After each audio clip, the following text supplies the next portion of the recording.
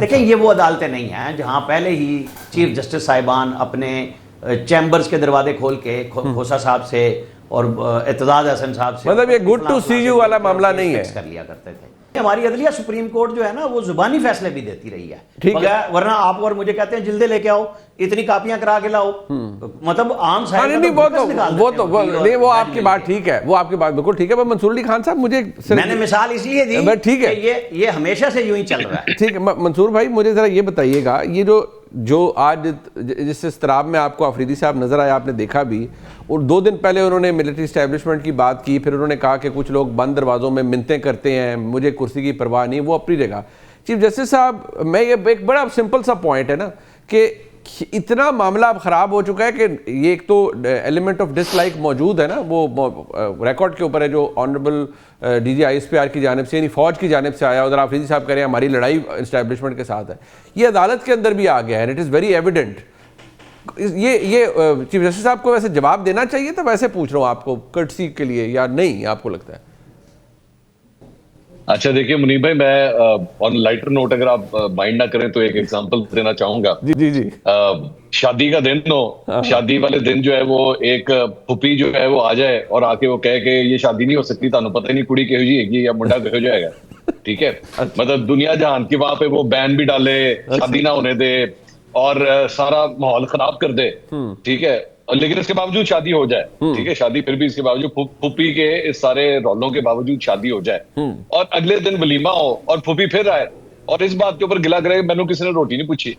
देखो मैं इतने खड़ी है, मैंने कोई गाली नहीं करना चाहते, मतलब आपने एक दिन पहले जो है वो इतना बड़ा पंगा लिया हो शादी वाले दिन और उसके बाद वलीमे वाले दिन आपका ये माइंड आप इस बात पे कर रहे हैं कि मैंने किसी ने रोटी नहीं पूछी।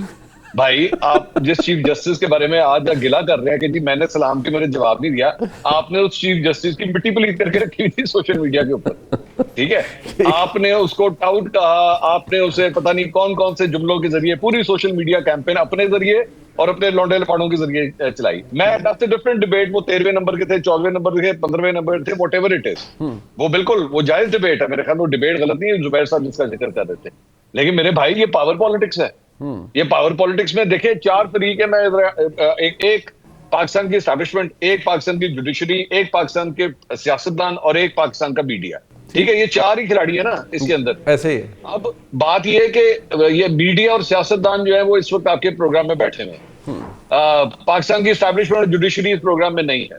ये जो 2 है ना एस्टैब्लिश, ये मीडिया और सियासतदान, ये फिर भी आपने कितनी को पैड़ी की हो, अब वो फिर भी जो है ना वो आपके साथ गिले शिकवे दूर करके इकट्ठे होते हैं। जुबैर साहब इसकी एग्जांपल है। हाँ सही है, जुबैर साहब एक बहुत बड़ी एग्जांपल है कि जुबैर साहब पाकिस्तान तरीके इंसाफ के लौंडे लपाड़ों के निशाने पर रहे हैं, इनके अगेंस्ट जिस किस्म की कैंपेन चली हुई है, I don't want to go into those dirty details, लेकिन वो हमने सबने देखा है। लेकिन आज जुबैर साहब फिर भी आइन की बालादस्ती की खातिर जो है उनके साथ एक ही कुर्सी शेयर करने के लिए तैयार है। बिल्कुल ऐसे ही, ठीक है, मीडिया के साथ भी इसी तरह ही है, आपके हवाले से, मेरे हवाले से या आमिर लियास राना साहब के हवाले से पता नहीं केड़ी केड़ी कैंपेन चलाई है, लेकिन फिर भी हम अपना काम कर रहे हैं। नहीं है जर्नलिस्ट है, डजंट मैटर, चाहे पीटीआई का चेयरमैन हो, खान की बहन हो, खान का वजीर आला हो, कोई भी हो, हम फिर भी इज्जत से मिलते हैं, डजंट मैटर।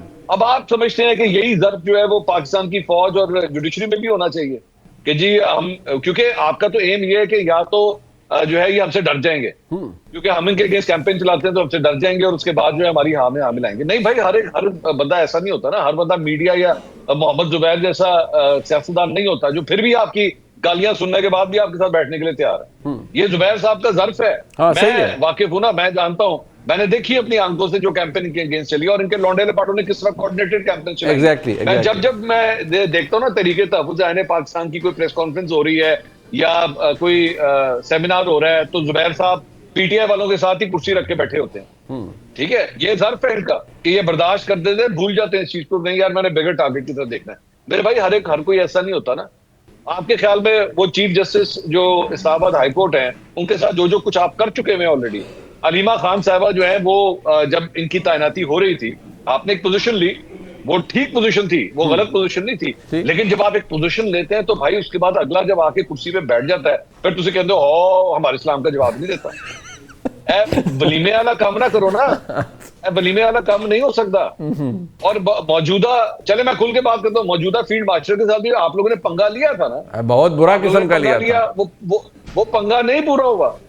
वो पुट्ठा पै गया। अब आप कहते हैं देखो जी ऐसा गाली नहीं करते, हम इनसे बात करें, हमसे बात नहीं करते। नहीं, मंसूर साहब पॉलिटिक्स है। आपने तो वो पंजाबी में कहते हैं ना रौला ही खत्म कर दिया है। ये जो जितना मेरे ख्याल में इससे ज्यादा जो आम फहम जुबान में आपने एक हमारे डेली बड़ा रिलेटेबल एक सिनेरियो से जो तज्जिया पेश किया है, उसके बाद तो मेरे ख्याल में हम सबको घर चले जाना चाहिए।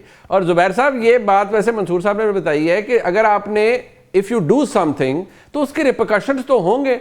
फिर एतराज किस चीज का जुबैर साहब कि जी हमारे साथ ये हो गया, हमारा केस नहीं लग रहा, हमारे साथ ये हो गया, हमारे साथ एस्टैब्लिशमेंट ने लड़ाई कर ली है। जब आपने खुद माजरत के साथ पंगे लिए हैं तो फिर उसका ब्लो बैक तो आएगा। Then be ready for it, you sign up for it. Then देखें, मैं तो thank you very much for nice words from Mansoor. वो मुझे बिल्कुल सही कह रहे हैं, लेकिन एक चीज पर इतराज है। वो कह रहे हैं कुर्सी साथ रख के एज इफ मैं पकड़ के कुर्सी लेके आ जाता। नहीं, मुझे बिठाया जाता है। अच्छा चले बेटा, ठीक है, आपकी कुर्सी लगी होती है, जरा आप उसमें बैठ जाते हैं। सूरत-ए-हाल ऐसी है, सूरत-ए-हाल ऐसी है। नहीं वो अलग बात है, वो अलग बात है। दूसरी बात ये है कि देखें, एक तरफ बिल्कुल हम ये मानते हैं पावर पॉलिटिक्स है, और पावर पॉलिटिक्स जब हम ये कहते हैं तो हम कहते हैं कोई असूल नहीं होता पावर पॉलिटिक्स में।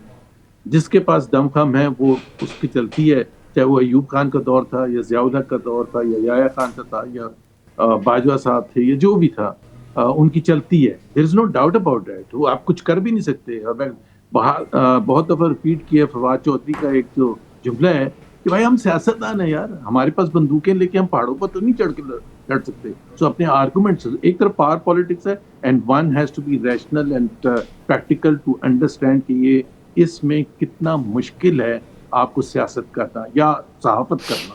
अगर कोई भी नहीं बोलेगा तो फिर तो नॉर्थ कोरिया बन जाएगा, फिर हिटलर वाला जर्मनी बन जाएगा। फिर 12 साल के बाद सबको समझ आएगी कि अच्छा ये करता था हिटलर।